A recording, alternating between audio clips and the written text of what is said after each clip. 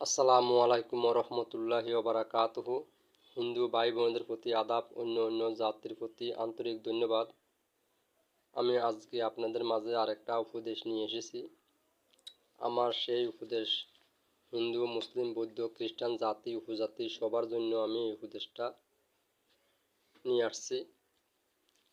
আমার উপদেশ হচ্ছে যে প্রশ্ন, কোন কাজ করিলে জীবনে অনেক দুঃখ কষ্ট ভোগ করতে হয়। কোন কাজ করিলে জীবনে অনেক দুঃখ কষ্ট ভোগ করতে হয়। আদি যুগে জ্ঞানী ও গুণীরা বলেছে। প্রশ্ন, কোন কাজ করিলে জীবনে দুঃখ কষ্ট অনেক ভোগ করতে হয় এবং মান সম্মান ইজ্জত নষ্ট হয়, জীবনে অনেক প্রকারের বিপদ আসে।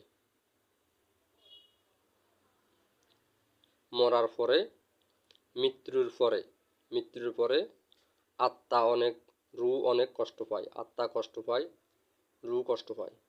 এটা কোন কাজ?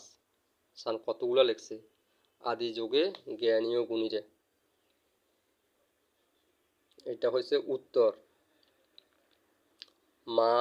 বাবা মায়ের সাথে বেয়াদবি করিলে, ওদেরকে তুচ্ছ ভাষা কথা বলিলে, ওদের সাথে গালিগালাজ করিলে, মন্দ বলিলে। দেখেন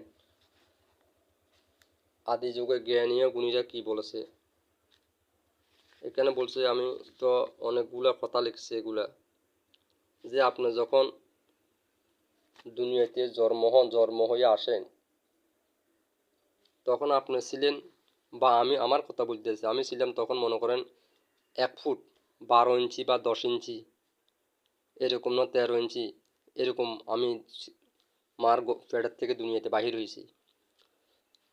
এটা আমার বাবা মা, এটা আমাকে কি করছে, আমি যখন দুনিয়াতে আসেছি আমার জন্য আমার মা বাবা, ঠিক আছে, বাপে জীবনটাকে কি রিস্কের মুখে নিয়ে কাজ কর্ম করতে আছে। কে ট্রাক চালাইতে আছে, কেউ বাস চালাইতে আছে, কে গাছ কাটা কাম করতে আছে, কে মাটি কাটতে আছে, কে জমিন কৃষিকাজ করতে আছে, কে চাকরি বাকরি অফিস আদালত চাকরি বাকরি করতে আছে।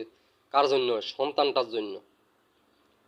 এই সন্তানের লেখাপড়া, ঠিক আছে, সন্তানের ওষুধ দেওয়ার খরচ, ডাক্তারি খরচ, অসুখ বিসুখ হয় সন্তানের, ওনাকে ডাক্তারের কাছে নিয়ে যায়, ঠিক আছে। এই আস্তে আস্তে 1 ফুট একটা সন্তান হয়েছে, এই সন্তানটাকে আস্তে আস্তে উনি কি